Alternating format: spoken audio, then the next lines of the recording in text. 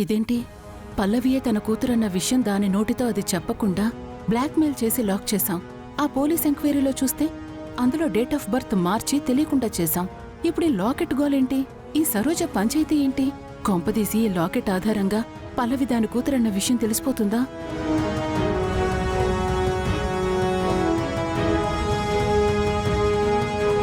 వైష్ణవి, ఏంటి ఆలోచిస్తున్నావు? ఏం లేదు. నా కూతురికి సంబంధించిన ఆధారం దొరికిందని మేమందరం ఆనందపడుతుంటే ఆ ఆనందం మాత్రం నీ మొహంలో ఎక్కడ కనిపించట్లేదేంటి? ఏదో టెన్షన్లో ఉన్నట్టెందుకున్నావు?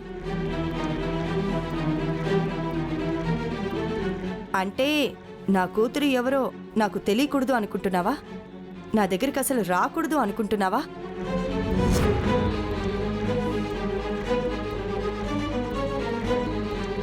అయ్యో, ఏం మాట్లాడుతున్నావు గుండు? మరి నీ మొహంలో ఎక్కడా ఆనందం కనపడట్లేదు కదమ్మా.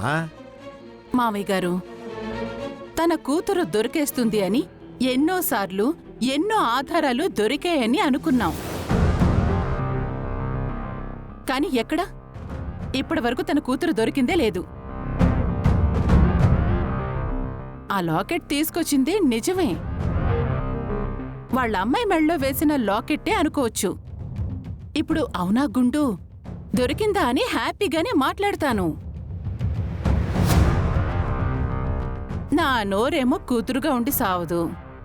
లాకెట్ దొరికితే మాత్రం కూతురు దొరుకుతుందా గుండు అని ఏదో ఒకటి టక్కున అనేస్తాను. లాగి గోబ మీద కొడుతుంది. ఎందుకు మావయ్య నాకిదంతా?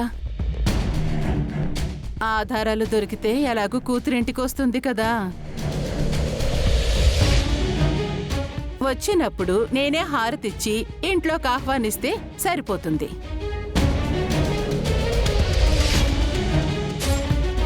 అప్పుడు ఈ ఆనందాన్ని ప్రకటిస్తే సరిపోతుంది కదా అని ఊరుకున్నాను. దాన్ని కూడా మీరు తప్పు పడితే ఎలాగా? ఎవరు ఏమనుకున్నా సరే ఆ భగవంతుడి ఆశీర్వాదం నాకు దొరికింది.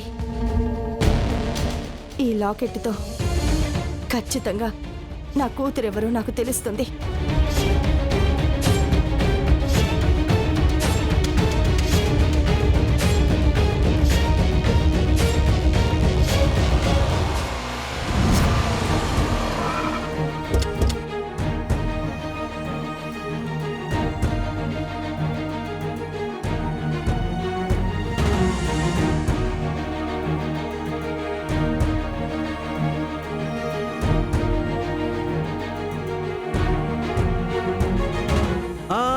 ఆగమ్మా, ఆగాగు.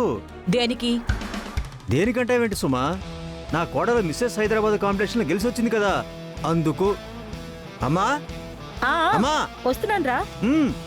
తీసుకురా తీసుకురా.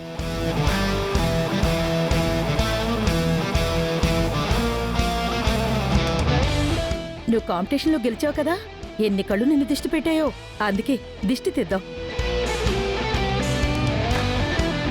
సుమా, దా దిష్టి తీ. నేనా? నువ్వే తీయి. మీరు తీయొచ్చు కదా. నేను తీయకూడదే, అందుకే రా రా దిష్టి తీ. దిష్టి.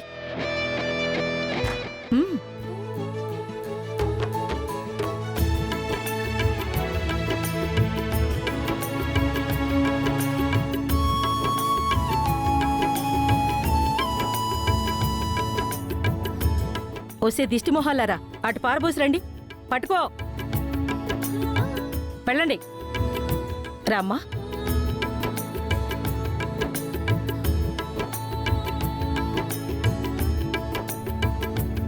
నాకు తెలుసమ్మా, ఖచ్చితంగా ఈ కాంపిటీషన్లో నువ్వే గెలుస్తావని.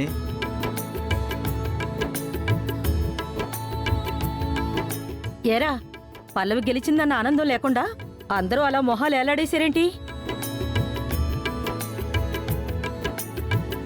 అక్షిత ఓడిపోయింది కదా నానమ్మా. అంటే అక్షిత ఓడిపోయిందని బాధపడుతున్నారా? వీళ్ళందరూ అక్షిత పార్టీయే కదా నానా.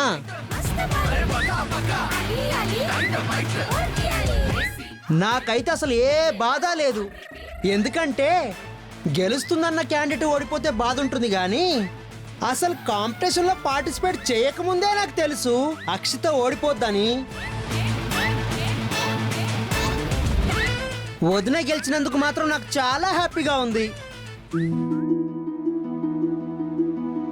ఏమే కోడలా, ఏరా మనోడా, ఓసే కొండముచ్చులారా, ఇప్పుడేమంటారే? బాడీ షేమింగ్లు చేశారు కదా, లావుగా ఉంది, తన వల్ల కాదు అన్నారు, తన కారణంగా మీ పరువు పోతుంది అన్నారు.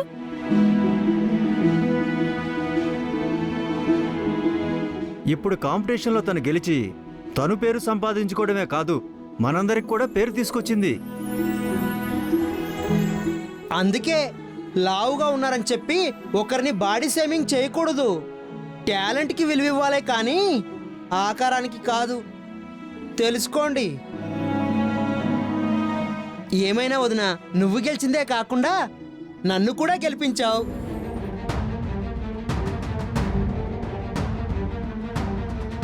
సరే అత్తయ్య, మీరు చెప్పినట్టే నేను వింటాను. అయితే మీరు పెట్టబోయే కొత్త బిజినెస్ షాప్ ఓపెనింగ్ చంటితో చేయిస్తారా? నిజంగా నువ్వు గెలిస్తే నువ్వు చెప్పినట్టే చంటితో షాప్ ఓపెనింగ్ చేయిస్తాను. ఏయ్ ఆగో, ఎక్కడికే కోడలా వెళ్ళిపోతున్నావు? ఏంటి ఏంటంటావేంటి?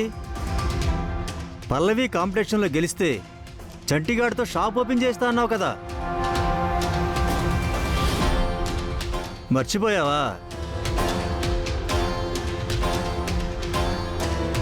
చంటితోనా? ఏ అలా అంటావే? అదే కదా అగ్రిమెంటు.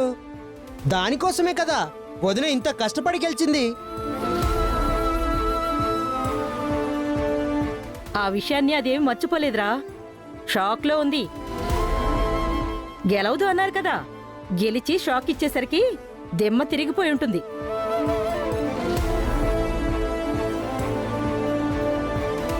వాళ్ళ గొడవ వదిలేసి నువ్వు షాప్ ఓపెనింగ్ కావాల్సిన డ్రెస్ రెడీ చేసుకో. బాగా గుర్తు చేసావు నానమ్మా. అర్జెంటుగా షాపింగ్కి వెళ్ళి మంచి డ్రెస్ కూడా కొనుక్కొని వస్తా.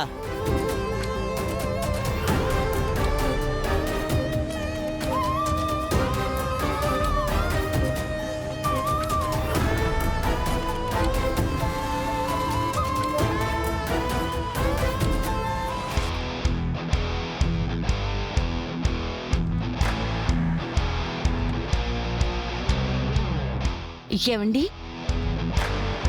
ఏంటి? నన్ను అప్రిషియేట్ చేయరా? పెద్ద గెలిచావులే. గెలిచాను కదా. ఓ పాపం, నేను ఈ కాంపిటీషన్లో ఓడిపోతాను, నాకు విడాకులిచ్చి పంపించేద్దాం అనుకున్నారు.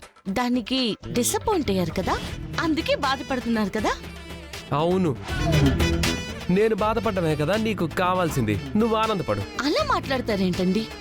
మీరు విడాకులు ఇచ్చేస్తానంటే మరి నేనెంత బాధపడ్డాను.